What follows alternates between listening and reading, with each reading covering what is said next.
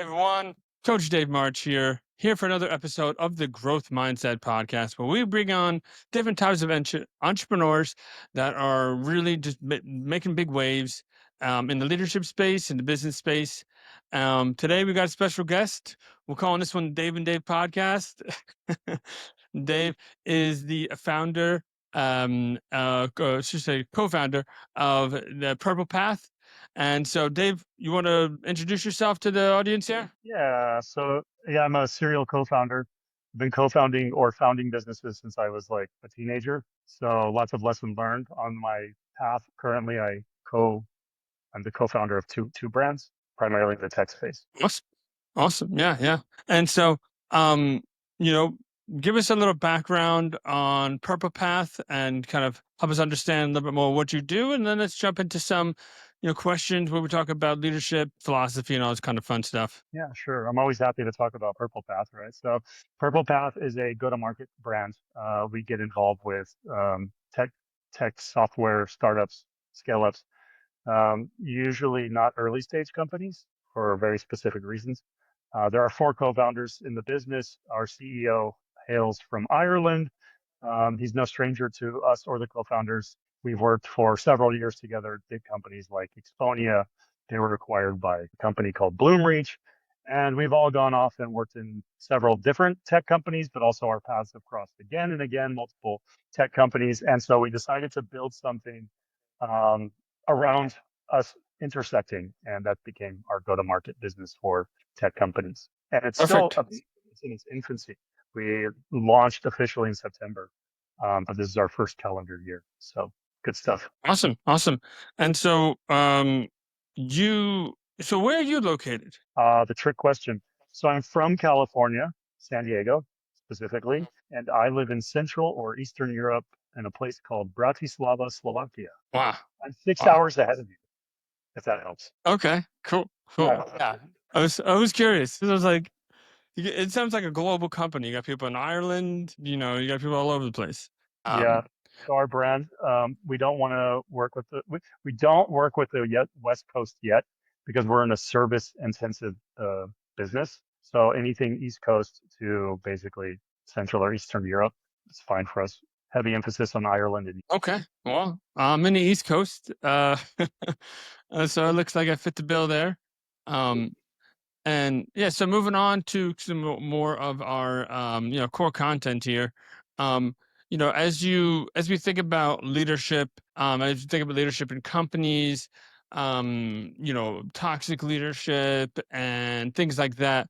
Do you have any experiences with that you'd like to share? Uh, yeah, so a business that I sold back in 2018, we'd been growing it for about 8 or 9 years. It still exists today. I ended up selling my shares to the partner. It was built off the back of us working for a company with really horrible management. they, they wouldn't pay their employees on time, but your boss is driving a new BMW and investing in new apartments. And finally, we said, we can do it better. We can hire people and pay them better, and we can do it on time. And so that business was built and it was successful. It still is based on having bad leadership. So when he and I came together, we were like, what kind of leaders do we want to be? Transparent, friendly, nice, lead with the heart. We're dealing with people. So Yeah. that's how we grew the business, and it worked because we ended up bringing in the top talent, because they didn't want to work for the other guys, they wanted to work for us, and all we did was just pay them on time and like 20% more than what they were used to paying. The company that we left struggled after that. Took years, but they ended up struggling big time. So yeah, sleep from the Huge. heart, human. Yeah, like you're Yeah. dealing with Huge. how do you want to be treated? Treat them the same. I almost would Totally. think it takes more work to be a horrible leader than it does to be a good one. Honestly, that's my Yeah. set. Yeah. No, actually, that's so true. We had another guy on podcast, which was a major in the military, and that's pretty much said the same thing. He's like, I've been a leader since I was young. It's like it's actually more work to be a bad boss than it is to be a good boss. That's it. It's like talk to your people. I developed something since we live in a digital world where we do a digital water cooler meetup, right? Because if you're in the same office, you can meet up at the water cooler. How was your weekend? How are things? How are the kids? So I created Mhm. this digital sync, right? But we call it the water cooler chat. And I was using it with Mhm. one of the customers in Ireland. Every morning at 9 a.m. Irish time, we'd meet up by the water cooler. 5 minute chat. How'd you sleep? How's everything? Did you go out for drinks last night? Just human. You're dealing with humans. Basic stuff, basic stuff. You'd be surprised how much that's lacking, though. You'd be surprised how much that's lacking. That kind of workplace culture is what I like to talk about a lot here as well. And a lot of people describe culture about how you get things done. You know, it's so for some people, it's like pulling teeth to get things done, mainly because maybe there's just not a lot of team synergy. People aren't really happy to be there. And, to a certain extent, that is based off of the leadership and the kind of culture that they're creating. So, what do you think of the future of leadership and what workplace culture should look like? Well, wow, we are incredibly, our company, actually both companies that I co-founded, we're incredibly digital. So I don't really Mhm. care where I don't care where you are. And actually, we do it. One of our core values is, pardon the French, we get shit done, which is oftentimes a pain for big tech companies at different stages of the business. They have a lot of things they want to get achieved, but again, no clear strategy to hit their targets. So like we are heavily focused. We're not a bunch of like flip flops hanging out at the beach. I'll work when I feel like it. We do have to get stuff done, but it's kind of in us. It's kind of like who we are. You either Mhm. if you're a good fit and you belong, it makes sense. But there's red flags usually if somebody, we tell them like we're fast moving, we get things done, but that's kind of why we're good at what we do. You're either wired Mhm. this way or you're not. However, one of our core values from our CEO is we lead with empathy. So look, your dog died. Nobody needs you to do anything today. Go be with your family or whoever.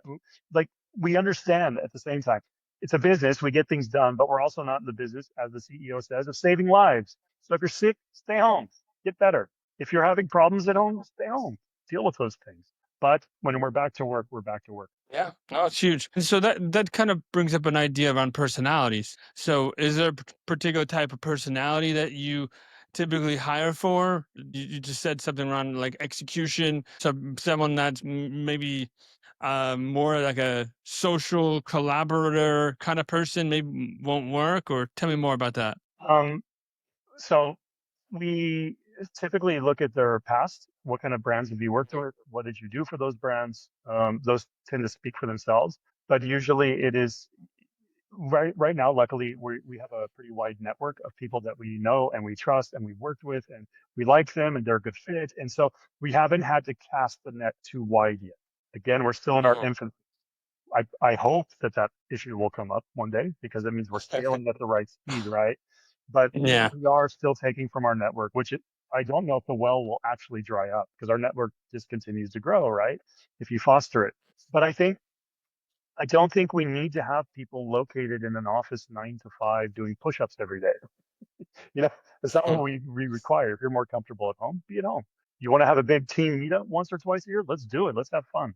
Let's have a beer together. All of this stuff is valuable, but I think the nature of the person, if you want to be a head of content in a tech company, you already know what's waiting for you. It's busy. It's a busy life, right? It's hectic, a lot of moving parts. If that's not you, then you probably don't work in that industry. You might work somewhere else doing something else. So yeah, it should be Oh, a mutual fit, let's say. totally. Yeah, that makes sense. That makes sense. Um, as you continually grow as a leader, what are some things that, you know, keep you sharp and keep you ahead of the competition? I wake up with this mindset every morning and I tell myself I'm going to learn 10 painful lessons today. And I can tell you right now that no day disappoints. I learn 10 lessons every single day of my life. That's at work and that's at home and that's on the streets and that's with friends. And I don't know everything. And I'm always very forward about that. I don't know everything, but I have the mindset where we will find a solution. We'll learn new things together. We'll implement those learnings back into the business and so on and so forth. So it's about perception, right? If you begrudgingly wake up and say, "Oh, it's going to be hard today. I'm going to learn painful lessons that I don't want to," again, it's might be time for a career switch. Yeah, actually, it's interesting. From the book, The Growth Mindset, from Carol Dudek, or I don't know if I'm saying her last name right, but what she talks about is there's actually two types of people. People that are naturally more like intelligent, more talented and everything, but don't put in the work, um, and think that the talent alone will suffice. And then there's other people that have a growth mindset, that like kind of like say like will take on challenge. They know challenges are going to come. They're taking on challenges with courage and bravery, and not with a sense of resentment. I'm like, oh man, another challenge. I hate this shit. Yeah. You have days like that though, to be clear. You don't Yeah. just pop out of bed every morning super cheery. I'm gonna learn, it's but it's generally your state of mind, right? So we always like in the other company that I co-founded, I always said we're gonna make mistakes. The goal is to keep the cost of those mistakes to a minimum, right? 'Cause some of them will cost money. So I would say the good news about Purple Path is you're taking four really experienced people. I would say some of them are the best in the industry, um, which is really cool that I know them.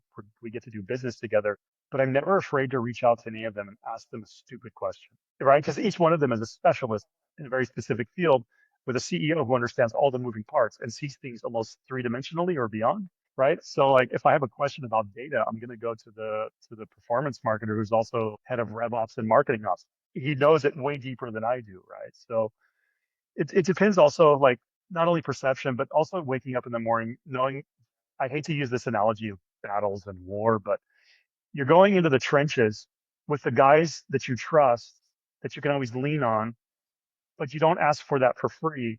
You know that they should know that they can lean back on you when needed, right? So I think that really helps. Totally. Totally. Yeah. No, I get the war analogies behind me. I got the Art of War is one of the books there. So definitely get it, with that end of things.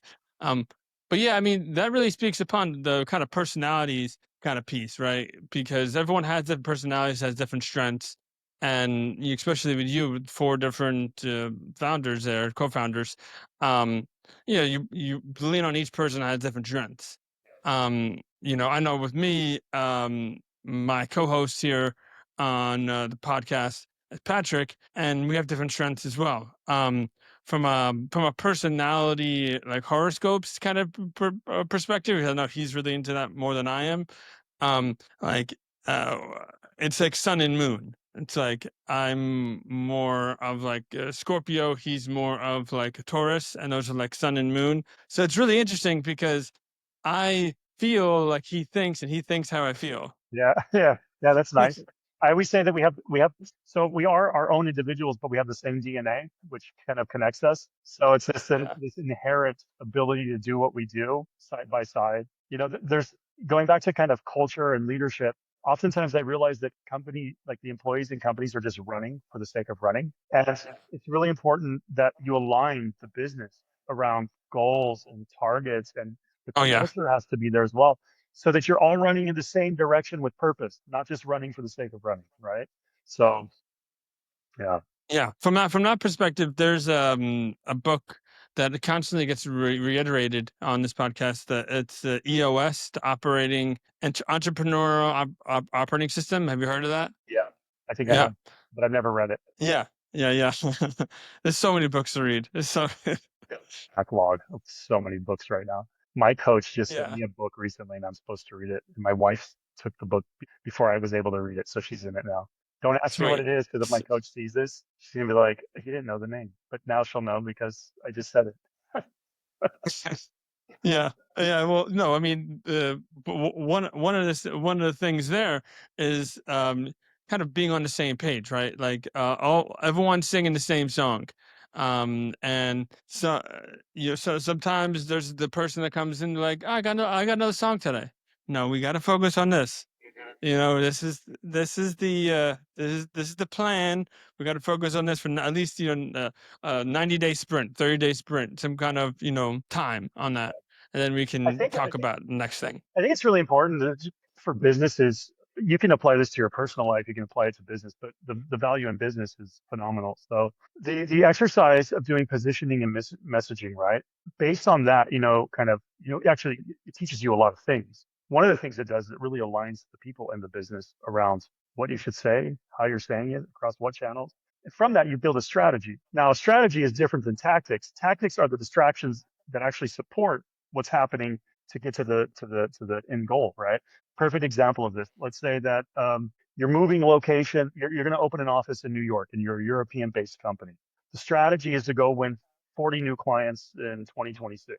A tactic would be having your brand on Times Square ahead of you, as you're arriving. Now, is that the Mhm. strategy? Was the whole strategy to be Times Square? No, it's not actually, but it was a tactic to further solidify your overall strategy, right? So I think tactics are important. I think strategy is super important.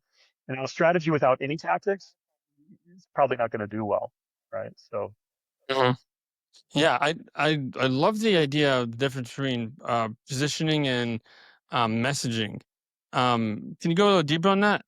sure. So luckily, we have a product marketer who's worked across loads of tech brands. So he usually leads this exercise with the key stakeholders within a business. He dives deep. He dives deep into the product being a software, probably the existing customers, current prospects they're talking to, regionality, even understanding the ICP, which is ideal customer profile. The ideal customer earns this much money. They're in this industry, maybe in these verticals within that industry.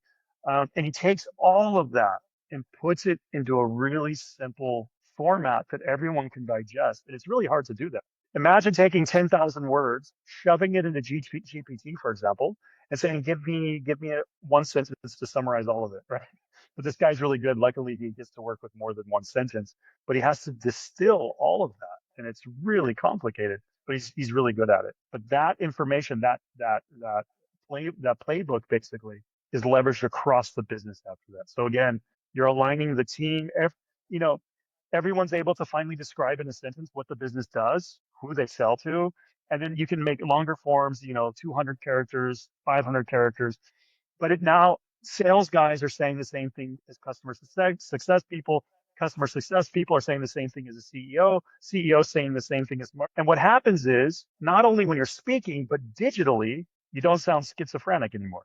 Everything is in line. There's a clear message that we're all saying. So it really, really helps. Yeah, that ties right into it. So I appreciate you sharing that. Thank you so much. That sounds great. Well, as we kind of get to the end of this episode here, um, is there any kind of books or any quotes that you live by you want to share with us? Yeah, so I actually come from a content marketing background. And so there's one thing I always like to say to I've done it in master classes, I've said it in forums where I'm mentoring startups. It doesn't pay to be a big secret on the internet. So if you're trying to grow your business or even grow your own personal brand, take it serious. Make it a daily part of your functionality. You wake up, you eat breakfast, right? You have your coffee every day. Make it a part of your routine because it really, especially nowadays, it does not pay to be a secret on the internet. You need to cover channels. You need to, again, align what you're saying. You need to follow some strategy and some messaging. So that's it. Don't be shy. Don't wait for the right time to start because that was 2 years ago. So start tomorrow. Yeah, visibility is king. I agree. Gotta get that visibility up. Totally. Well, Dave, thank you so much, man. I think we had a great Dave and Dave podcast. The best Dave and Dave podcast I've ever been on. Yes. Awesome. Well, yeah, if there's a place people can find you, what's the best way that people can contact you, Dave? So you can go directly to purplepath.io or find me on LinkedIn where I am extremely active. Awesome. Well, that's about it here for the Growth Mindset podcast. Thanks everyone for listening. Have a great day.